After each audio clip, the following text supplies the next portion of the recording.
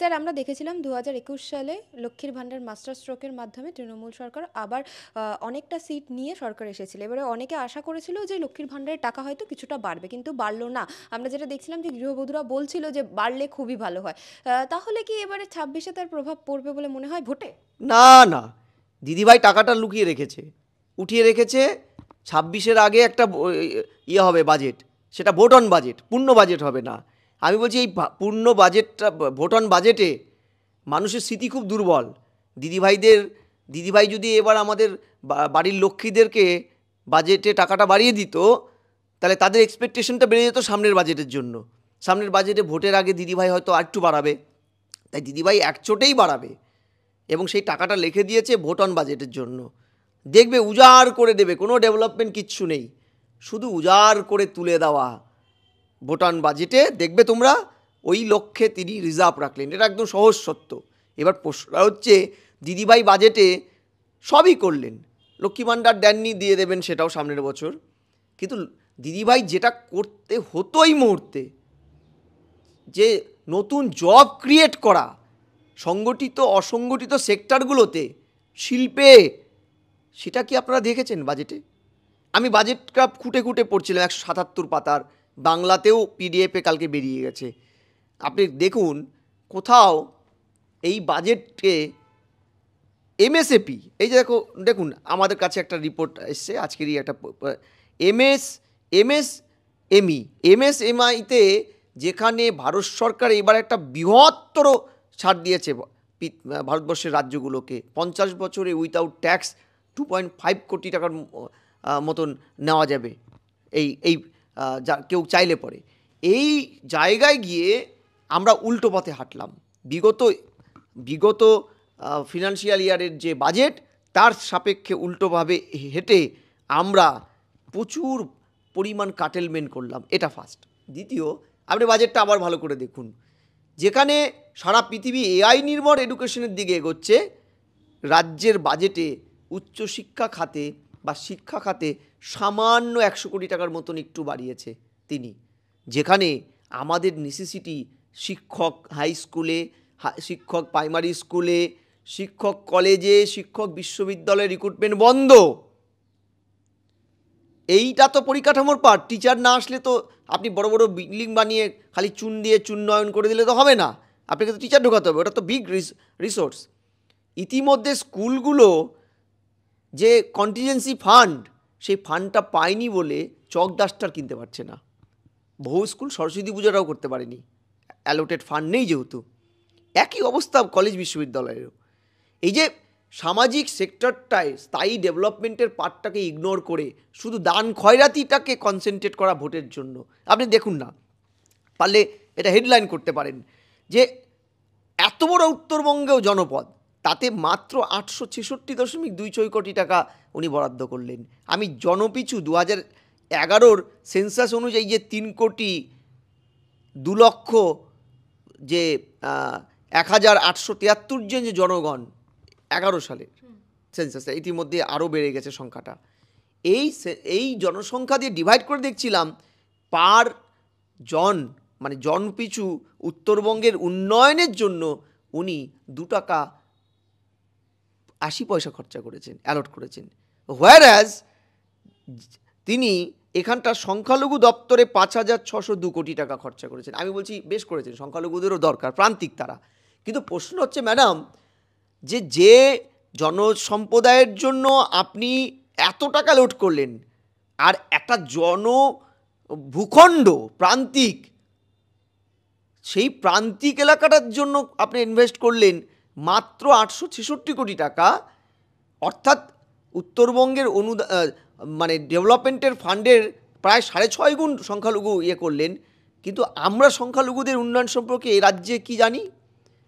সংখ্যালঘুদের এলাকাগুলো স্কুল নেই, তারা বাধ্য হয় খারিজি মাদ্রাসায় পড়তে, তারা বাধ্য হয় ওপার থেকে জঙ্গিরা এসে যে খারিজি মাদ্রাসাগুলো মগজ ধরার জন্য খোলে সেখানে পড়তে। আমরা কি দেখলাম?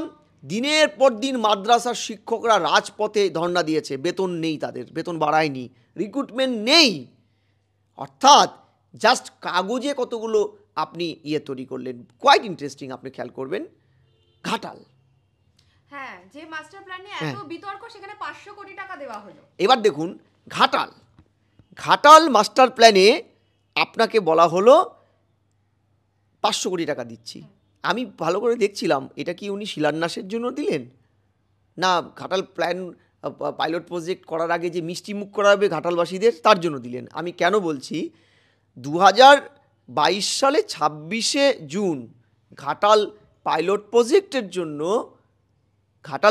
প্রজেক্টের জন্য অ্যালোটেড ফান্ড ছিল, ভারত সরকার দিয়েছিল, মানে অনুমোদন দিয়েছিল 1500 কোটি টাকা।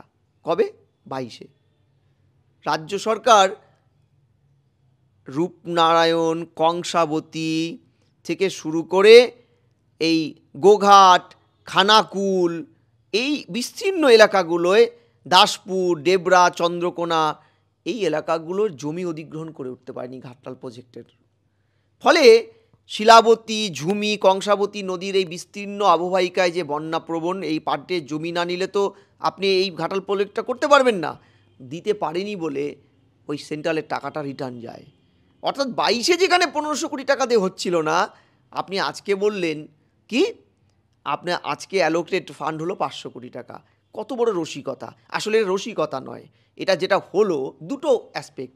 এক, এখানে অভিষেক যেহেতু দেবকে পাশে বসিয়ে নিয়ে প্রতিশ্রুতি দিয়েছিল, তার পলিটিক্যাল ইমেজটাকে ভালো রাখলেন তিনি 500 কোটি টাকা মিষ্টি মুখ করানোর জন্য দিয়ে। দ্বিতীয়, এই ঘাটাল নিয়ে কিন্তু গত 2 জানুয়ারি 2025 ক্যালকাটা হাইকোর্টের প্রধান বিচারপতি টি.এস.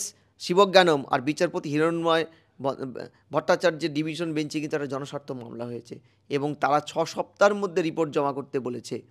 কি না, এখানে কত খরচা হবে, কতদিন সময় লাগবে, বন্যা নিয়ন্ত্রণে এবং সেচের জন্য কি কি করা এই প্রকল্পে নেওয়া হয়েছে, এই প্রশ্নগুলোতে উত্তর দিতে হবে, কোর্টকে বিভ্রান্ত করতে হবে। তাই কোর্টকে তড়িঘড়ি এই বাজেটের অ্যালোকেশনটা নেক্সট 6 সপ্তাহের মধ্যে সরকার জানাবে। দেখেছেন আমরা কত কিছু করেছি, অথচ সামান্য যারা অঙ্ক বোঝে, সামান্য যারা অর্থনীতির চর্চা করে, তারা জানে যে 22-এ যেটা 1500 কোটি টাকা দিয়ে হতো, সেটা আজকের দিনে করতে গেলে দ্রব্যমূল্য বৃদ্ধির এই যুগে আর্থিক ভ্যালুয়েশনের সাপেক্ষে প্রায় 2500 থেকে 3000 কোটি টাকা লাগার কথা।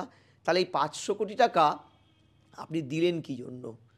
এটা তো আমার শুধু প্রশ্ন নয়, আমি বলছি উনি তার মধ্যে একটা কথা অ্যাড করেছেন যে ইতিমধ্যে 300 কত কোটি টাকা নাকি খরচাও হয়ে গেছে। আপনি পুরো ঘাটালে যান তো ক্যামেরা ফ্যামেরা নিয়ে, ঘাটালের যেসব এলাকাগুলো এই ঘাটাল প্রজেক্টের পার্টে থাকার কথা, সেখানে আপনি এক বেলচা মাটি বা বালু ফেলেছে এই সরকার, দেখান, আপনি দেখিয়ে আনুন, তারপরে আমরা আলোচনা করছি। 300 কোটি টাকা কোথায় খরচা করলেন তিনি, আমরা জানি না। তাহলে রইল আর 300 কোটি টাকা। তাই 300 কোটি টাকা দিয়ে উনি কি করবেন, ঘাটালের কি উন্নয়ন করবেন ঘাটাল পাইলট প্রজেক্টের? আসলে এটা পুরোটাই কাগজে। আর যদি আপনি আরও কিছু দেখেন, রাজকোষের যা ঘাটতি আমরা দেখলাম, রাজস্ব ঘাটতি দেখাচ্ছে 35,314.95 হাজার কোটি টাকা ঘাটতি। আর রাজস্ব ঘাটতি মানে ট্যাক্স উঠেনি। আর রাজকোষের যে মোট যে ঘাটতি সেটা 73,177 কোটি টাকা। তাহলে এখানে দাঁড়ালো যেটা, আপনি এই যে প্রকল্পগুলো জনমোহিনী দেখালেন, গ্রামে বাড়ি করে দেবেন 16 লক্ষ বাড়ি, ঠিক আছে, আবাসন প্রকল্পে, এটা করতে গেলে যে টাকাটা দরকার, আপনার তো ট্যাক্সই ওঠে না, ভারী শিল্প নেই, ট্যাক্স নেই, কর্মচারীদের বেতনও দেন না ঠিক মতন, তাই পি ট্যাক্সও পান না। তাহলে এই টাকাগুলো আসবে কোত্থেকে ম্যাডাম? না, আপনাকে ঋণ নিতে হবে। ইতিমধ্যে বাংলায় ঋণের পরিমাণ যেটা দাঁড়িয়ে গেছে 81,510 কোটি টাকা। আর এরপরে ঋণ নিলে বাংলায় একটা শিশু জন্মালে তো তার মাথায় ইতিমধ্যেই 50,000 টাকা ঋণ নিয়ে সে জন্মায়, এরপরে তো দেখা যাবে 2 লাখ টাকা ঋণ নিয়ে শিশু জন্মাচ্ছে, 5 লাখ টাকা ঋণ নিয়ে। এই যে রসিকতাগুলো, আরও আরও আরও এই বাজেটে আরও কিছু দিক উঠে আসছে। আপনারা এখানে দেখাচ্ছিলেন যে আমি উচ্চশিক্ষার কথা বললাম, আপনি ডিএ নিয়ে বলা হচ্ছে 4% দেওয়া হচ্ছে। তারপরে উনি কতগুলো মিথ্যাচার করলেন, 125% ডিএ নাকি দিয়েছে কেন্দ্রের থেকে বেশি। সিপিএমের আমলে 12% কাছাকাছি ডিউ থাকার অবস্থায়, তখন 12 মাত্র ডিউ, সেই সময় উনি একটা কর্মচারীদের মিটিংয়ে গিয়ে বলেছিলেন 2009-এ যে সরকার ডিএ কেন্দ্রীয় হারে দিতে পারে না, সেই সরকারের ক্ষমতায় থাকার অধিকার নেই। তাহলে আজকে তো আপনি কেন্দ্রীয় হারে দেওয়া তো দূরস্থ, আপনি পিছন দিকে 1 নম্বর রাজ্য, দরিদ্র ঝাড়খণ্ডটাও ডিএ পুরোটা দিয়ে দেয়, আপনি কেন্দ্রীয় হারে দূরস্থ, আপনি এমন একটা ডিএর স্ট্রাকচার দিয়েছেন যেটায় আপনি পিছন থেকে 1 নম্বরে। তারপরে তাহলে আপনার কোথায় থাকা উচিত ম্যাডাম? আপনি বলেছিলেন তৎকালীন সরকারকে ক্ষমতায় থাকার না, তাহলে তো আপনাকে তো ডাস্টবিনে থাকার কথা আপনার সরকারকে, তাই তো? এটা আচ্ছা, আরও অনেকগুলো জিনিস আছে। আপনি চাকরিজীবীদের স্থায়ী যে ডেভেলপমেন্ট, এই যে শিল্পায়নের ডেভেলপমেন্ট, আপনি পুরো বাজেটটা খুঁটে খুঁটে 177 পেজে দেখো, মেয়েদের সুরক্ষার জন্য একটা কথা বলা নেই বাজেটটায়। যেখানে অভয়া ঘটনা হওয়ার পরে বাংলার অভয়ার শিক্ষা নিয়ে ভারতবর্ষের সব রাজ্য ইনক্লুডিং সেন্ট্রাল গভর্নমেন্ট তার বাজেট অ্যালোকেশনে মেয়েদের সুরক্ষার জন্য একটা মোটা টাকা অ্যালোট করেছে, তা সেই পথে আপনি হাঁটলেন না। আপনার রাজ্যে অভয়া হলো, আপনি বাজেটে শূন্য করে দিলেন নারী সুরক্ষাটাকে।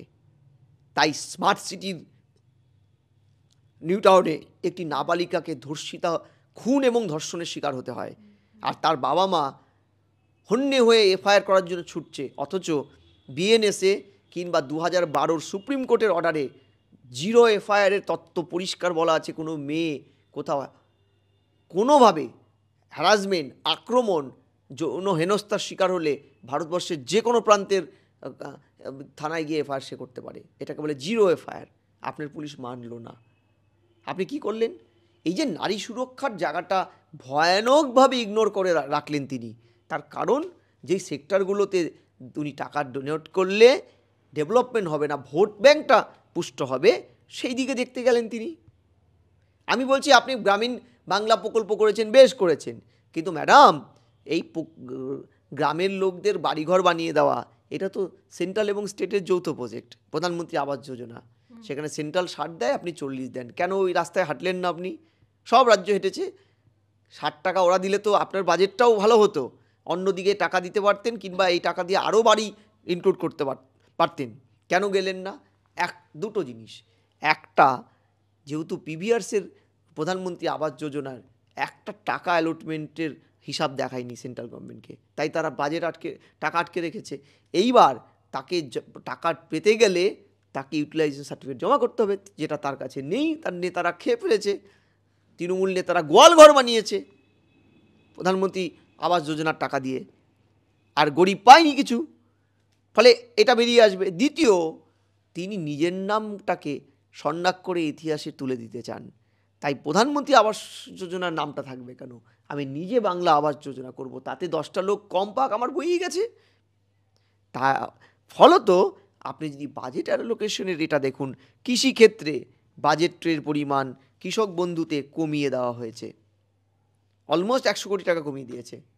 এই যে কমানো, এই কমানোগুলো একের পর এক যদি আমরা দেখি, তাহলে কার্যত এই বাজেটটা আপনি বলতে পারেন যে এটা এক প্রকারের ধাপ্পাবাজি ছাড়া কিছু না। আপনি মেন সেক্টরগুলোকে ইগনোর করে রাখলেন, আপনি পরিযায়ী শ্রমিকদের সেক্টরটাকে দেখলেন না, আপনি স্থায়ী সম্পদ ডেভেলপমেন্টের কথা বললেন না, ট্যাক্স কী করে বাড়বে বললেন না, আপনি শিল্পায়নের কথা বললেন না, আপনি কতগুলো স্পেশাল ইকোনমিক জোনের কথা আমাদেরকে লালিপপ দিয়ে শোনালেন। কি হবে ওই জোনে, কারা আসবে স্পেশাল? হ্যাঁ, আপনি Bengal global summit, business global সামিটে কি বললেন, তার বাজেটটা কি দেখালেন? এই কি দেখানো, কি বলা, কাগজে সমস্ত লেখা, এগুলো আমরা প্রতি বছরই চর্চা করে যাচ্ছি, এবারও তাই করলাম। আলটিমেটলি এই সরকারকে না সরাতে পারলে কিন্তু এই অচলাবস্থা থাকবেই।